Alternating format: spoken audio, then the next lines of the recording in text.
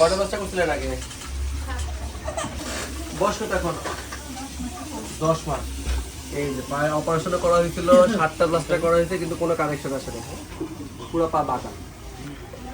ঠিক আছে, লাক্সারের বাচ্চা হচ্ছে গিয়ে ট্রিটমেন্ট করায়, 7টা প্লাস্টার করানোর পরে হচ্ছে গিয়ে অপারেশন হয়, টেনোটমি হয়, কিন্তু বাচ্চা এখন দাঁড়াতে পারে না। দেখি দাঁড়ান তো।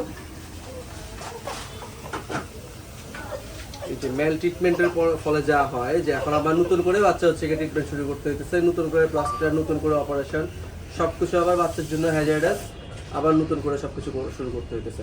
বাচ্চা কতদিন বয়সে আপনার প্লাস্টার শুরু করছিলেন?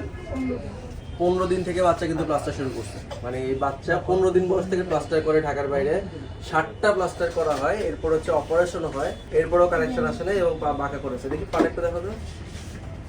এই যে পায়ে এখনো হচ্ছে গিয়ে ক্যাভাসি কারেকশন হয় নাই, অ্যাডাক্টাস কারেকশন হয় নাই, ইকুইনেস আছে পুরোপুরি হচ্ছে গিয়ে বাচ্চা এখন আবার রিল্যাপস করছে ক্লাস 4।